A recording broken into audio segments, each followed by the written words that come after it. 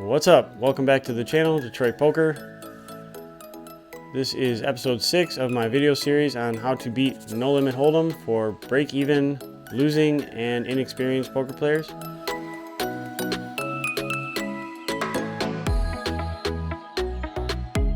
For episode 6 here, we're going to talk about some things that we have control over and some things that we don't have control over. So you're taking the game more seriously, obviously, if you're watching this series and you're thinking about what kind of cards to play and how to get better, whatever. Like you're already taking the first steps, and obviously everyone wants to win at poker. We want to book wins every single time we go play, but that's not going to happen. But it'd be nice. So there's a lot of things we can't control in this game, and we're just going to have to accept. So we can't control the cards that we get dealt. We can't control what cards the dealer puts out on the table. And we definitely cannot control what our opponents are doing or the decisions that they're making.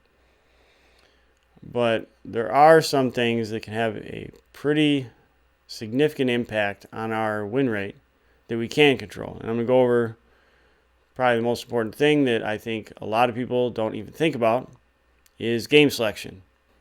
If you're trying to play 1-2 and you're trying to grind out a win rate, first of all, you have to know that most casinos that spread 1-2, that's probably the most popular game that they'll have there. I think if you're going at decent hours like evening or weekend or whatever, there's no way that there's not going to be more than one game. There's going to be multiple 1-2 tables. There is absolutely no excuse and no reason to sit in a bad game playing 1-2. There's always a better game if you're in a shitty game. So like the reasons that you're going to want to consider leaving a game and looking for a different table are probably the most important is the amount of money on the table. If you take a look around and not a single person has more than $100 and most of them have less than $100, I mean, if you go on a mega heater and just wipe this table out, win half the money on this table, right? Or more. There's not even that much money to win. So why would you waste like a good run of cards at some table where no one has any money? If it's possible for you to get on another table with more money, I would definitely go there. Second reason to change tables is there's just no action. Like you could be at a table that has $4,000 on it and everyone's deep stacked, but no one's playing hands. Everyone's nut peddling. You're pushing $15 pots back and forth, back and forth.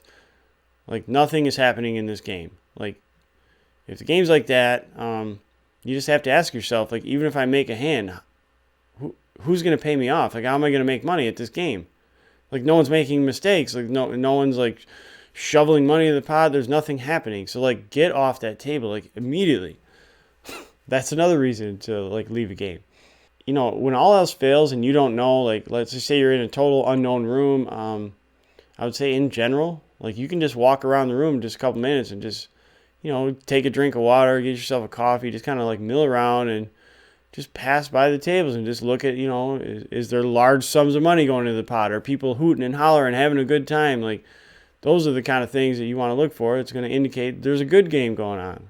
People having fun, lots of noise. That's probably the table you want to be at when all else fails, when you don't know anyone. So the reason why I think this was important enough to do a video on is because at the 1-2 level, I think there's a lot of recreational players, but I do think there's a fair amount of players that are trying to beat the game. I mean, this is like something I see people do all the time. They just sit there for hours and just terrible games. I'll switch tables 3 times when I was playing 1-2, and people would sit there at the table that I left, and like there's nothing happening. They're not winning any money at the table. Like I don't know why anyone would do that. But I think it's just complacency, and I'm guilty of it myself sometimes as well. But, I mean, it's really important. Like, if you want to put yourself in a position to win lots of money, you got to be at the right table. You can't sit in a shitty game. Like, when you're playing poker, if you have to, because I'm guilty of this, I just kind of, like, lose track of time, and then I don't even realize, like, the game just slowly evolves from like a good game and then it just turns into a total trash game, and I just like sit there and I'm not thinking about it. I'm autopiloting. Like sometimes I've I've set an alarm for myself like every 30 minutes for an alert to tell me like, okay, how's the game? How's the game? Every 30 minutes, I got to like remind myself, how's this game? And if the game is shitty, then I'm looking to table change. So definitely something you guys want to think about. So I'd like to hear some comments about this. If you guys have any ideas on the subject, definitely put them down in the comments below.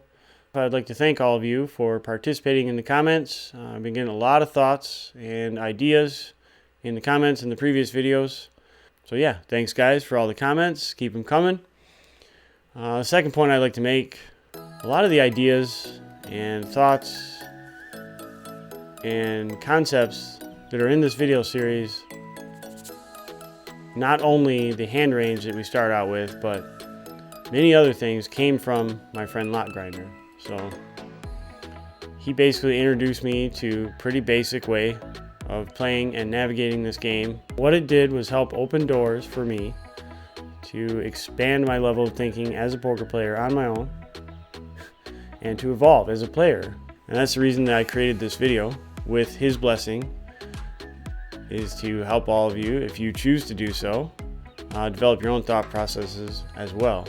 Thought processes, whatever.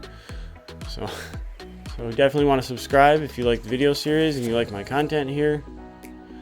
And also, thanks again guys for watching and all your participation in the comments. And I will see you in the next episode. So take it easy.